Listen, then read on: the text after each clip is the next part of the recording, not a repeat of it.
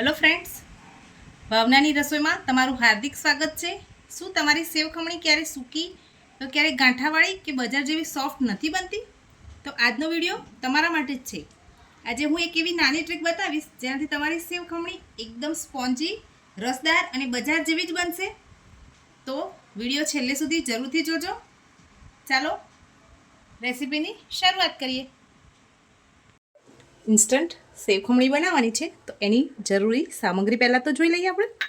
અહીંયા મેં રેગ્યુલર બેસન આવે છે એ 2 કપ લીધો છે। 2 મોટી ચમચી જેટલો કરકરો લોટ આવે છે ચણાનો એ લીધેલો છે। 1 ચમચી આદુ અને મરચાંની પેસ્ટ લીધેલી છે। 1 ચમચી મેં અહીંયા લીંબુના ફૂલ લીધા છે। તમે લીંબુના ફૂલની જગ્યાએ લીંબુના રસનો પણ ઉપયોગ કરી શકો છો। 3 ચમચી જેટલું મેં અહીંયા ખાંડ લીધેલી છે।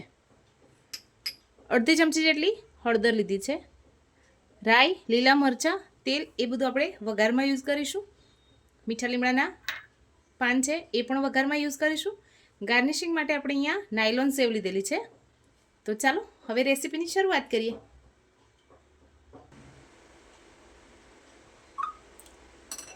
બે કપ બેસનને ચાળીને લેવાનું છે। ચાળીને લેવાથી એમાં રહેલા બધા જે ગાંઠો હોય છે એ નીકળી જાય અને આપણી રેસીપી એકદમ પરફેક્ટ બનીને તૈયાર થાય। એની માટે હંમેશા જ્યારે પણ તમે કોઈ પણ રેસીપીમાં બેસનનો યુઝ કરતા હોય તો એને ચાળીને જ લેવાનો છે।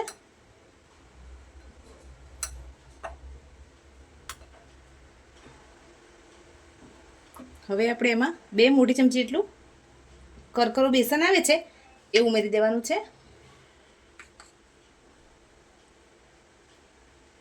1 ચમચી આદુ અને મરચાંની પેસ્ટ ઉમેરીશું। 1 ચમચી લીંબુના ફૂલ ઉમેરીશું। 3 ચમચી જેટલી ખાંડ ઉમેરવાની છે।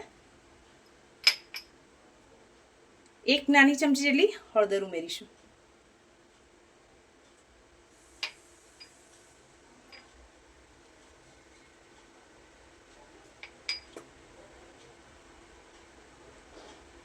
સ્વાદ પ્રમાણે મીઠું ઉમેરીશું।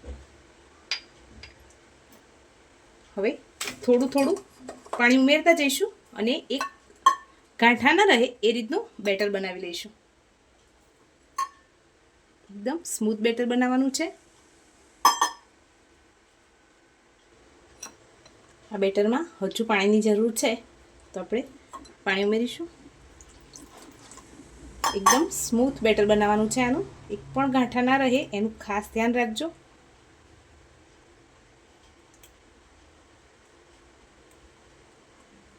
એક જ ડાયરેક્શનમાં હલાવતા જઈશું અને સરસ સ્મૂથ બેટર બનાવી લઈશું જેથી આપણી ખાંડ પણ ઓગળી જાય અને આપણે જે લીંબુના ફૂલનો ઉપયોગ કર્યો છે એ પણ ઓગળી જશે।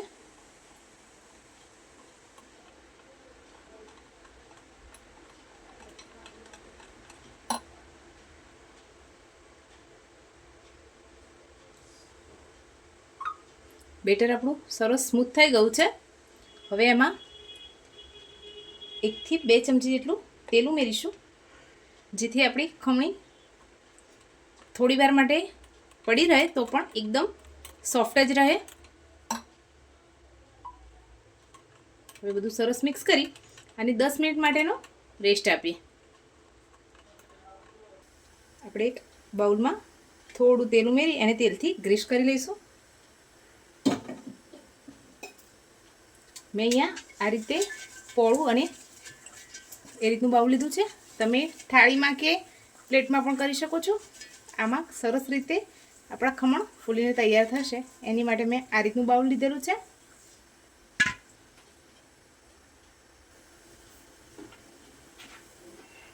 હવે આપણે 1 પાઉચ ઈનોનું ઉમેરી દઈશું। હવે આને બહુ ફેંટવાનું નથી, ખાલી હલકા હાથે આપણે આને મિક્સ કરી લેવાનું છે। તમે જોઈ શકો છો એકદમ ફ્લફી બેટર તૈયાર થયું છે। હવે આપણે આને બાઉલમાં નીકાળી લઈશું।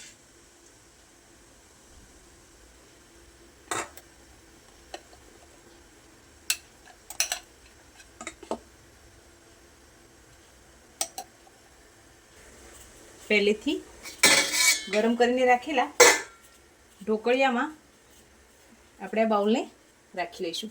હવે 15 થી 20 મિનિટ માટે આને કૂક થવા દઈએ. 10 થી 15 મિનિટ થઈ ગઈ છે. હવે આપણે ખોલીને જોઈએ. આપણા ખમણ એકદમ સરસ ફૂલીને તૈયાર થઈ ગયા છે. આ રીતે એક ચપ્પુની મદદથી આપણે જોઈ લઈએ તો સરસ રીતે ચડી ગયા છે. હવે આપણે આને બહાર નીકાળી એકદમ ઠંડા થવા દેવાના છે. હવે આપણે આને ડિમોલ્ડ કરીશું. હવે આપણે આના પીસ કરી લઈશું અને એકદમ ઠંડુ થવા દઈશું.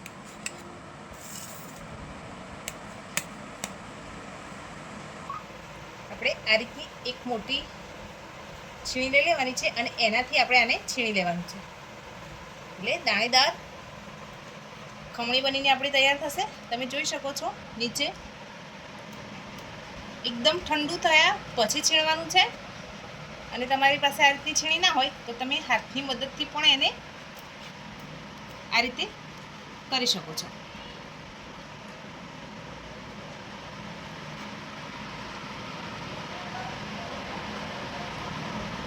આપણે આ રીતે બધી જ ખમણી તૈયાર કરી લઈએ. આપણી સેવ ખમણી તૈયાર થઈ ગઈ છે. હવે આપણે એના વઘારની તૈયારી કરી લઈએ. ગેસ ઉપર કઢાઈ રાખી છે. હવે વઘાર માટે આપણે એમાં તેલ ઉમેરીશું. તેલ ગરમ થાય એટલે આપણે એમાં રાઈ ઉમેરીશું. મીઠા લીમડાના પાન, લીલા મરચાં ઉમેરીશું. થોડું પાણી ઉમેરીશું. 2 ચમચી જેટલી ખાંડ ઉમેરવાની છે. હવે આપણે ખમણી કરીને રાખેલી છે એ ઉમેરી દઈએ. બધી જ ખમણી આપણે આમાં ઉમેરી દઈશું. હવે બધું સરસ મિક્સ કરી દઈએ. ગેસની ફ્લેમને લો કરી દઈશું.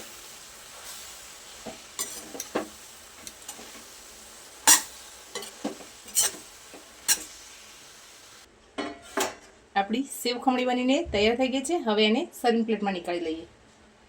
ઉપરથી લીલા ધાણા ઉમેરીશું. ઝીણી સેવ ઉમેરી દઈએ.